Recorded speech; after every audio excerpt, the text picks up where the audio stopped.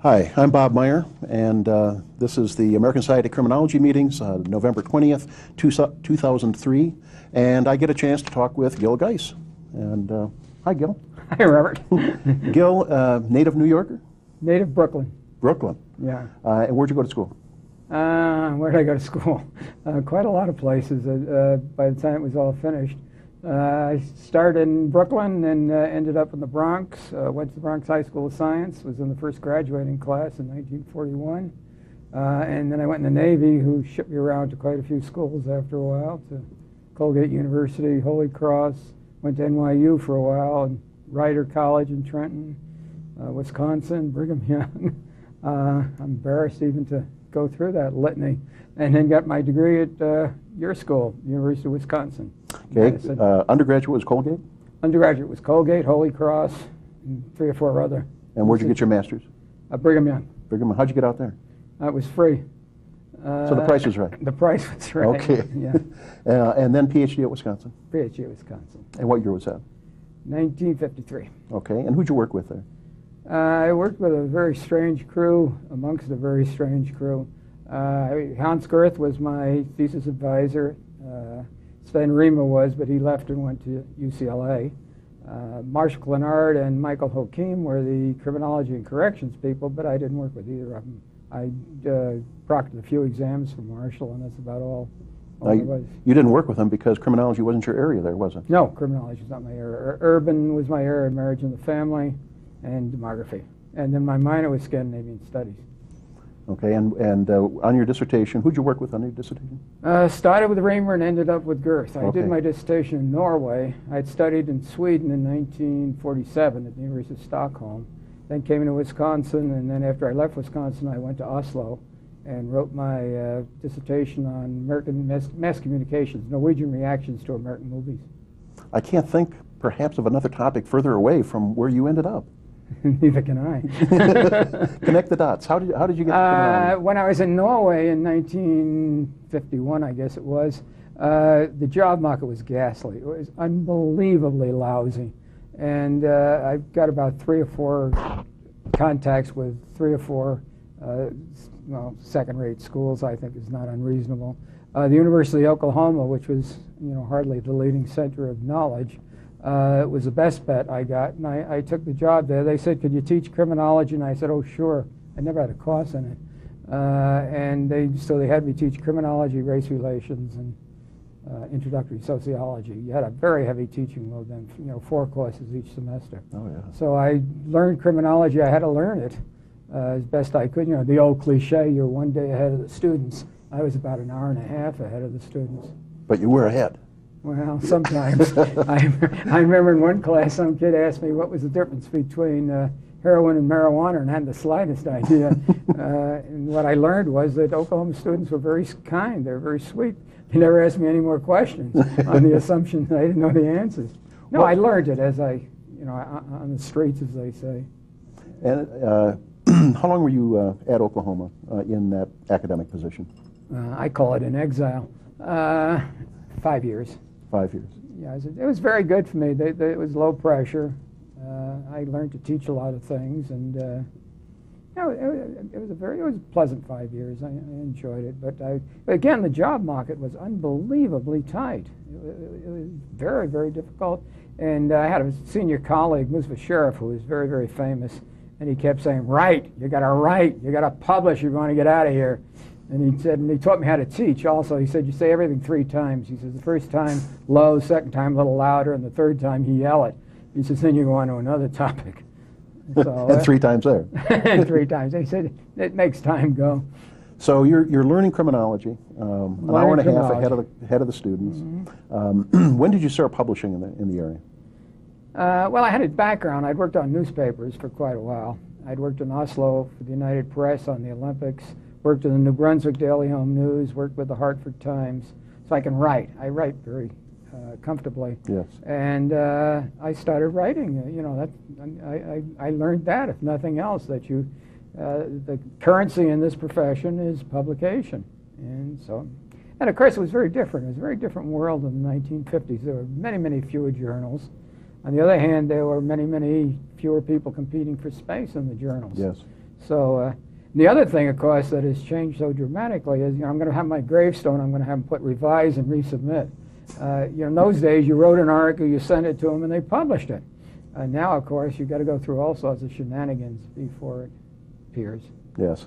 But I taught criminology and race relations, and the issue I had to face was which of the two did I want to specialize in, and criminology somehow appealed to me more.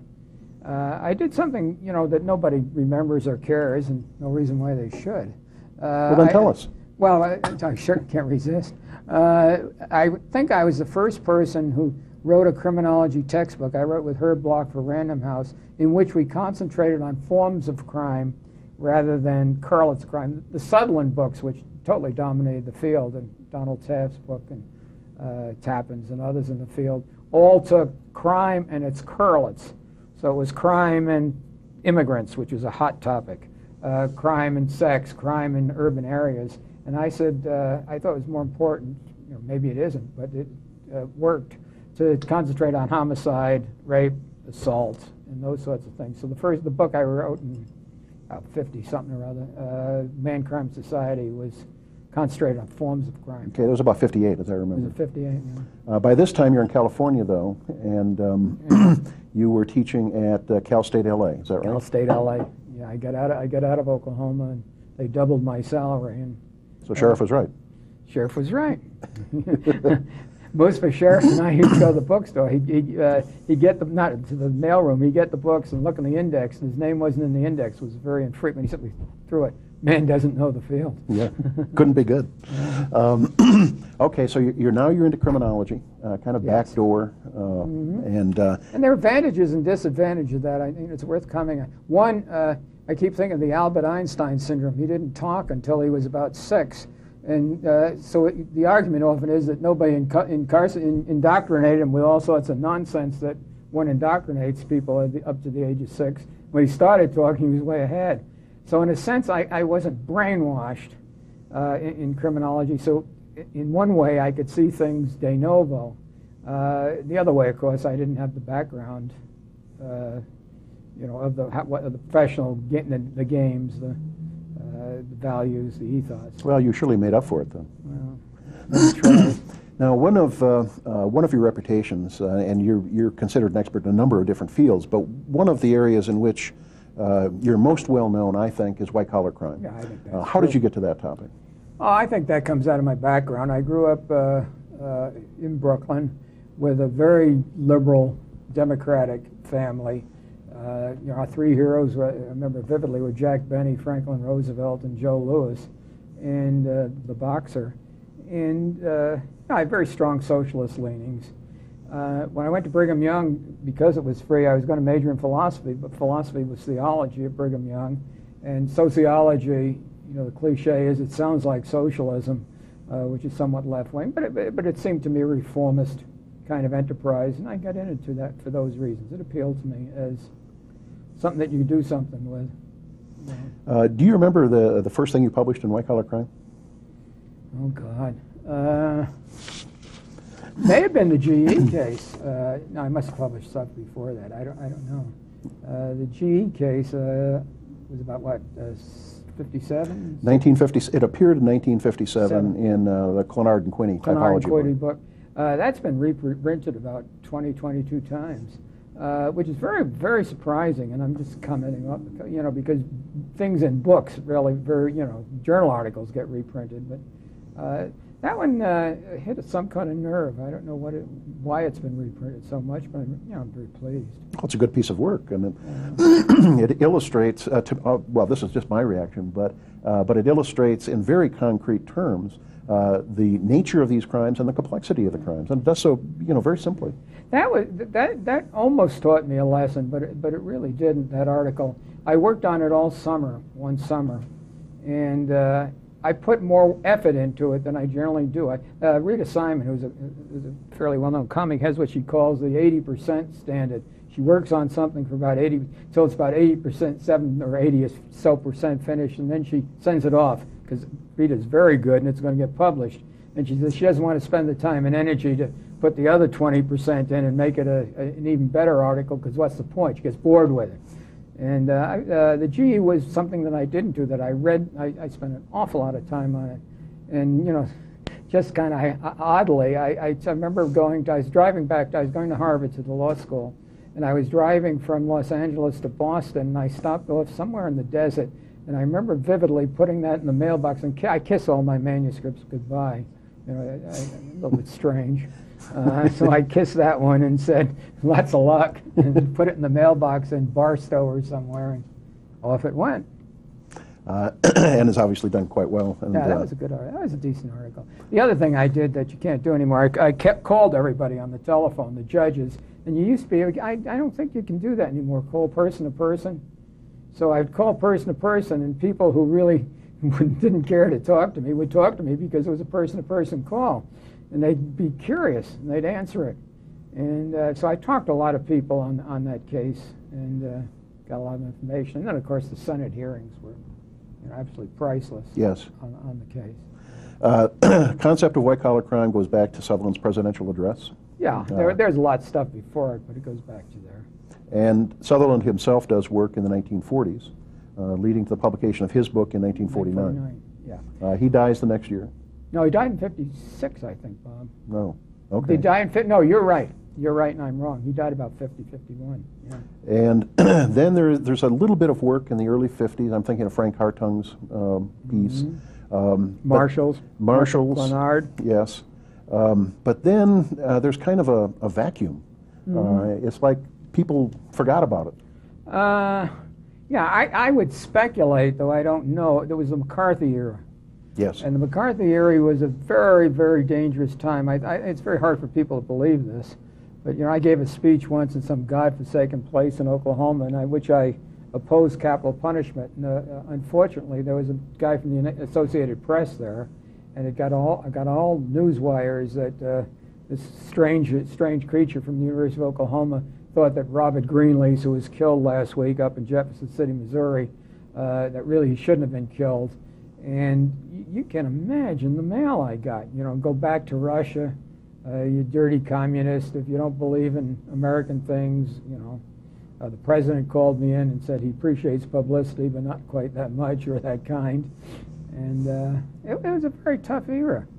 I think people alive today some of the older people remember, of course, the 70s, which was an equally tough time.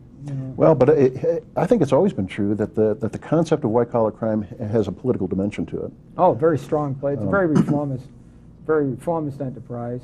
And of course, in today's, and even in the what would you call scientific neutrality issue, the whole question often comes up: can you be neutral in criminology? And if you are neutral, is white-collar crime ideologically tainted to begin with? And I suspect it is, and I don't care.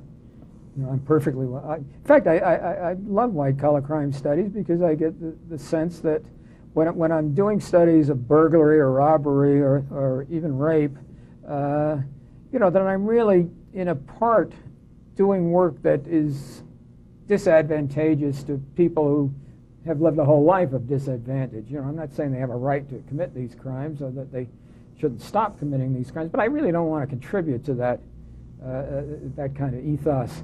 But when you're doing studies on white-collar crime, you really get a very strong sense of self-righteousness.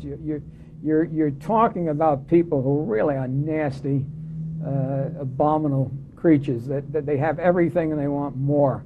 And I grant you, there's a little melodrama in that answer, but you get the sense of what I'm driving at. Well, and I think everybody did with the Enron scandal and the subsequent corporate shenanigans of the last 2 years. Yeah, that stuff's just obscene. It really is obscene. I just was reading Edward Bellamy's Utopia thing, and they didn't have any money or any trade. That was his idea, Utopia. Get rid of all the corporations. Who would you say influenced your work the most? That's a very hard question. I'd say there's nobody that I really, at Wisconsin, the nearest person I was to was really the Scandinavian area studies people. I've always been interested in Sweden and Norway and Denmark. I don't know. I think I'm kind of a loner in a sense. I've worked, I probably published 100 articles with students, and they've been enormously influential. Mm-hmm. And I've worked with colleagues such as you that, taught me a good deal. And I think I've pretty much gone it alone. I've never written a book. I've written about, if you count the editions, about 25, 30 books. But I've never written any, I don't think if I've written any of them alone. Because I wrote fiction when I was a kid, and I published some fiction books, and I found it very lonesome. And what I like about academia is you get people like yourself, and really 50, 60, 100 people that I meet here that I know, that I'm enormously fond of intellectually and emotionally. And that's why I stopped writing fiction, because it's very lonesome. Mm-hmm. And this field is exciting. You learn things. It is exciting. Yeah. Talk to me just for a minute on, excuse me, where the field of white-collar and corporate crime is going. Doesn't seem to be going anywhere. That's an awfully good question. I'm appalled, for example, this, as Bob said at the introduction, this is the 2003 meeting of the American. There isn't a session on the whole program on white-collar crime, which is unthinkable given the, given the Enron, all the HealthCom, all of those scandals. It's a very hard. So let's be more what would you say, sophisticated about it. It's a very, very difficult subject. As criminology becomes more quantitative, it is much, much harder to publish articles in white collar. You write books, but articles are very hard to publish because they're not quantitative. So you've got that very famous Stan Wheeler, David Weisberg study, which is a quantitative study of white collar crime. But as far as I'm concerned, it has some absolutely, it's very good work, but it has terrible, fundamental, inherent flaws, because they define women out of work as white-collar criminals if they embezzle or if they pass a check at the supermarket that has insufficient funds. So the definition becomes very crucial, and if you establish a definition, then it's very hard to study it. Mm-hmm. How do you get into Enron, for example? How do you get into a corporate? These are not juvenile delinquents that you can give questionnaires to, and who are delighted to fill them out or delighted to blab their whole story to you. These are very sophisticated and bright people who are committing these crimes, and they're not going to tell you about it. So it's a difficult subject. It is a difficult subject, and in the past, funding has been difficult to obtain. Well, except briefly under Carter, it's been virtually non-existent. There's no money for white-collar crime studies. Given the current state of things, where should the field be going? White-collar crime or criminology? Yeah, white-collar crime. Oh, I just, one, there ought to be money. Two, there ought to be some, a lot more. Probably ought to be a journal for white-collar crime, which will publish qualitative material. Again, the structure of academia is not hospitable to white-collar crime work. If you're a junior faculty member where you have the most energy and the most up and go at them, and you try to do a white-collar crime thing, you're probably trying to do a book. That's very dangerous on a tenure track because, you've got 6 years. So the tendency is to grind out these dreary articles which will get published because they're all very skillfully done. The numbers are all right. They're log linear regressed. And so you do that, and you fairly soon you get into the habit of doing it, and you don't tackle anything that's more significant. As I see it, of course, I'm a lot of value-laden assumptions in what I'm saying. Is it possible for you to summarize your work on white-collar crime? Oh God, I'm very much a generalist. As I said, whatever interests me, I do, or I try to do. Sometimes well, and sometimes not quite as well. How would I summarize my own work on white collar? A lot of it's historical. I'm very interested in history. So I've gone back and looked at, right now I'm writing a very long paper on what they call forestalling, engrossing, and regrading. There were 3 crimes that were common law British offenses, went into statute in about the 13th century, stayed in the statutes in England. They were marketplace offenses. They were antitrust, precursors to antitrust offenses. I'm interested in the English South Sea bubble cases. I like history. I think it tells you a lot of lessons that quantitative. I'm not very thrilled with quantitative research. I know that's out of fashion. I know that I'm anachronistic, but I find the using concepts that are defined you know, the defined down, you often end up doing very trivial, I think, very trivial kinds of work. A traditional distinction has been made between white-collar crime and corporate crime. Yes. Is that a useful distinction? Yes, I think that's very useful. You know, one ends up talking about one's work. I just did a very long paper on corporate crime, the origins of it, the correlates of it, the intricacies of it. And I think the issue there, and nobody's really been able to resolve it, should a corporate be held criminally liable? Should a corporate legally be able to be held criminally liable for various kinds of acts? And I think I'm in a very small minority who has the feeling that it's an anti-liberal, it seems to be an anti-liberal feeling that corporations should not be, I think, should not be held criminally liable for their acts, but that the concentration, that they ought to be civilly liable, because all you're going to get out of them is money, and that the concentration ought to be on the perpetrators of the offense. And I think that they go after the corporations because they have a lot of money. They'll cop out easily because, you know, they pay out $3 million or $3 billion and it's all over. But I think it's I don't think, you know, it's very arguable, but I don't think that corporations, there's a distinction, I think there's a distinction between people and corporations. And I don't think corporations can be said to be people. I think the law grew up, you know, just grew up and nobody ever looked at it very carefully. And it was incremental, and then they had another case, and they added it onto it. They never really sat down and say, wait a minute, what are we doing here in holding corporations criminally liable? There ought to be a law that applies specifically to corporations, and it ought to be civil law. And what's the disadvantage of having it be criminal rather than I civil? think because the tendency of prosecutors is to do the easiest thing, the simplest thing. They go after the corporation because that's the simplest thing. The corporation will, it's not that simple, of course. They have very good lawyers. But corporations, as long as the people aren't involved, they don't really care. You know, if I'm a president of so-and-so, of Schmufnik Manufacturing Corporation, and the choice is, am I going to go to jail or is the corporation going to get fined?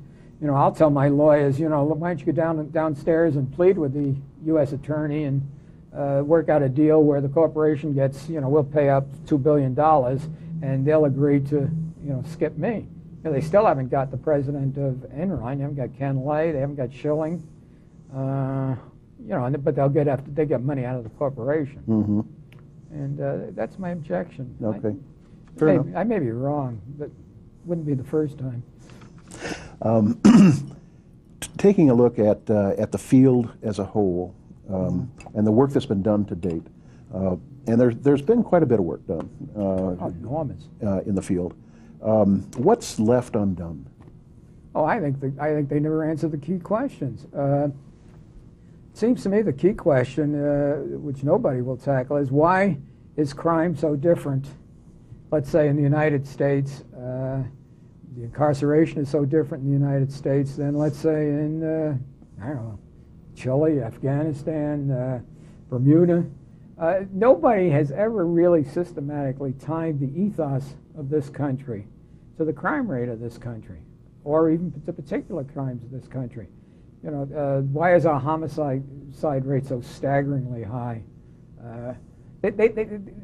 Criminologists don't have the facilities, don't have the background, don't have the training or the interest to investigate the relationship between the ethos, between the culture of a system and its crime rate. And that seems to me to be the key question. You know, the one point that's so trite that it's overwhelming nonetheless is women commit so much less crime than men. You know, why? Why do women? And if so, if you trained men to be women, would their crime rate then be equivalent? I doubt it, and I don't think you can train men to be women. But on the other hand, it's a crucially important question, and people they can't address the hard questions. They tend to be too much tactical journeymen. You know, they know how to manipulate those computers like mad, but the tougher philosophical. Yeah, those are big questions. Those are big questions, but seems to me that there's something to be said for addressing big instead of trivial, and I use trivial loosely, trivial questions. Yeah. You know, one picks up the journals in criminology, and one is not greatly informed after that exercise. What do you consider to be, whether it's in white-collar crime or not, what do you consider to be your major contribution? Very little. I once got the Los Angeles Police Department, we had it was on the referendum last year, this is 20 years ago, to drop race classifications in criminal statistics. I was very pleased with that. I testified at a U.S. Senate hearing, and the chief of police was there. My major, but that's a very small and insignificant. I'd like to hope that I kept white-collar crime studies alive. I'd like to believe that. Generally speaking, one of the things I've learned in my very ancient state is there's a very short shelf life of criminological research. Something new comes up, it's no better or no worse than what was before, but it's new. It's hard to say how much influence any of us have had on policy. I just don't. That's a very hard question for me to answer. I always advise people. They say, "Well, I want to influence policy," and I say, "Well, why don't you go run for office?" And it's becoming worse. You listen to McNeil, Lara now, and the people that they have, much more infrequently, are from universities. They're from think tanks. These get the American Heritage Society, the Center for God knows what. These people have nothing else to do all day. They don't teach classes, they don't go to committee meetings, and so they're much more knowledgeable, in a sense, than college professors. And I think college professors are going to be phased out of the whatever little influence they had. In white-collar crime, Edward Ross, who was Sutherland's predecessor, he's still alive when I went to Wisconsin. But he and Teddy Roosevelt corresponded all the time. And Ross had an enormous influence on public policy. It's very hard to think of any criminologists or any other academics in universities who influence public policy. Well, I think you're right. I think there was a period of time when white-collar crime work had stopped, and you kept it alive. The GE case in '57. There was another article in Social Quarterly, Social Spectrum, in the early '60s. I've written a great deal. Yes, you have. It's very, very hard to remember. Yeah. But you have. You kept it alive and waited until kind of the next generation caught up and said, "Hey, this is something important." Yeah, but it's disappearing again. People go into white-collar crime. Don Cressy, Marshall Clenard, Sutherland himself, in a sense. They just linger for a while.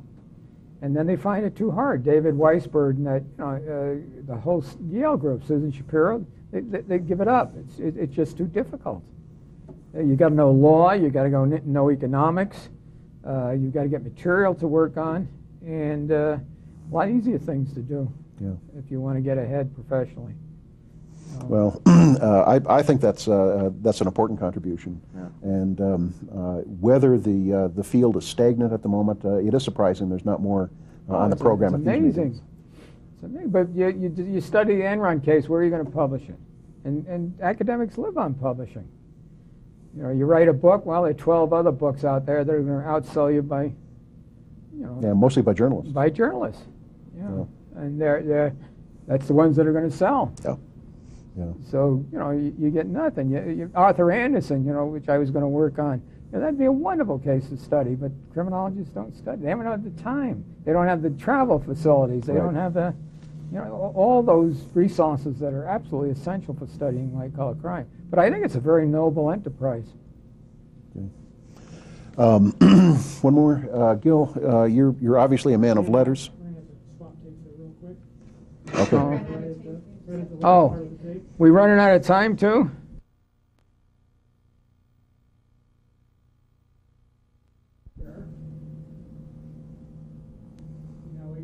We talked a little bit about, where you ran color bars. Yep, on both. We're good. No, I just rewound it. Color bars again. With twice color bars. We haven't talked about victimless crime, I guess, but I don't know what we. If I'm wiggling too much. No, you're doing great. God, you guys are wonderful. I'll do anything for you. The only thing I don't like is the lamp shadow on the wall. But that's because I'm the way I am. I mean, it shouldn't be there, but We're not going to do. It'll be fun. I'll move it up a touch. Okay. Soften it. Doesn't make it. Okay. Doesn't do anything. So how long would you want us to go that would be satisfactory? Another 10 minutes or 5 minutes? Or? It's totally, honestly, up to you. I think that we've got a lot of very good material. So if we went another 5 minutes, wouldn't hurt your feelings?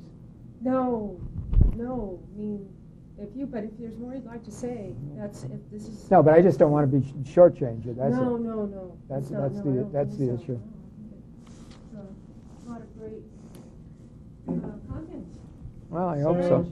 There's a couple more points that you're going to set there. Yeah, I think I'll try to get to the scholarship mechanics, not mechanics, but Yeah, I just mechanics. you've been very good word. productive, and what's your style, that sort of thing. Yeah, that's fine. And then try to move to a quick question on your recent work. Okay. Okay, and finish up that way. Yeah, that's Sounds fine. good. Well, we got tape speed here. We're rolling. Gil, you've had an extraordinarily productive career, not just on white-collar crime, but other topics as well. Do you have a philosophy of scholarship or a style of scholarship? Well, one is that I won't work on something unless it interests me.